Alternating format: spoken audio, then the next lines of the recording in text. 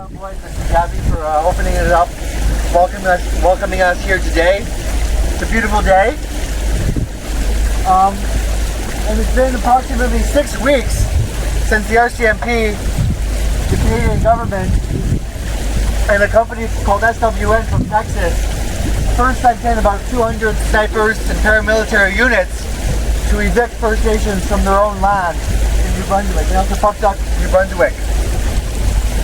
The situation today remains at a standstill. Things have not improved in many ways. Things have gotten a little bit worse. And it's been months since the First Nations in the area, Canadians and Anglophone communities began working together, standing up to the fracking and resource extraction in their own communities. The tensions that exist today come from a dangerous misunderstanding of history, of justice, of science, and people power. And I'll speak to each of these. Going back to the history, we know that the peace and friendship treaties that were signed between the Mi'kmaq and the first European colonizers never surrendered any land or resources in the area. The treaties were about giving Europeans a chance to live on and survive on the land, and were done in a spirit of sharing. But now, the government and the police say all those lands somehow magically were transferred to the government, and that they can do whatever they want, include selling them to a foreign corporation that wants to begin hydraulic fracturing. There's no excuse for this. The government is simply ignoring all people's rights when it comes to the resources that they want. A foreign company has more rights than us as human beings, and that's disgusting. It's a gross misunderstanding of justice when the courts uphold the rights of the company to do this drilling. At the same time that these protests were going on in New Brunswick, the United Nations sent an envoy here to investigate the human rights of Indigenous peoples. They concluded that Canada was dramatically failing to respect the Aboriginal and treaty rights in this country, and that it wasn't being respectful or trustworthy in its dealings. Instead, the United Nations, echoing what Indigenous peoples have been saying for decades, said that Canada needs to not only live up to its own laws, but live up to international laws. This includes the United Nations Declaration on the Rights of Indigenous Peoples, which has been accepted by every country in the world. And that includes the right to free, prior, and informed consent on Indigenous territories, which means the right to say no.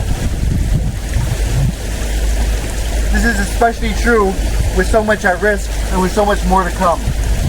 As Canada moves back to a colonial economic and political system, with resource extraction being the main order of the government.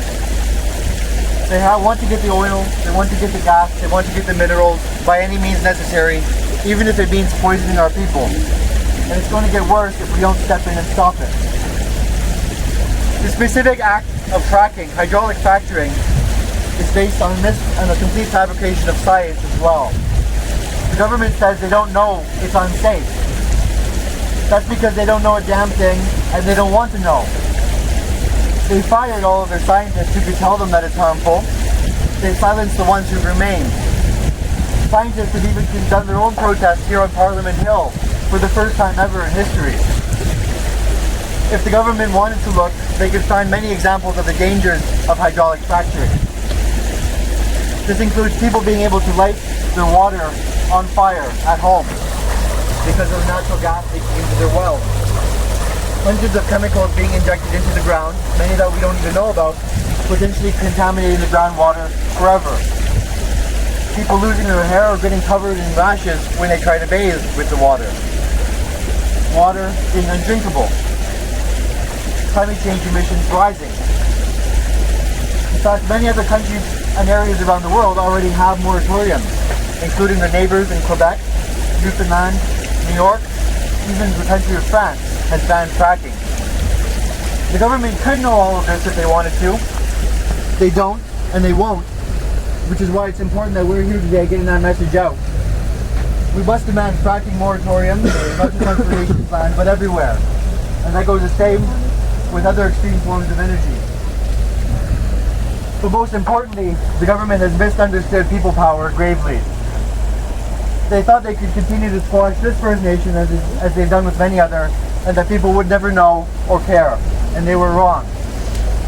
Over 50 solidarity events were held immediately after October 17th, and we're here again, a year after the founding of the I Don't Know More movement, to remind the government, to remind the companies that are trying to take our land, that we're still here. We won't be forgotten, we won't be silenced, and we're not going anywhere. This isn't new, sadly, and it isn't the only case like this. This represents a continued crackdown on Indigenous communities pushing for their sovereignty and their human rights.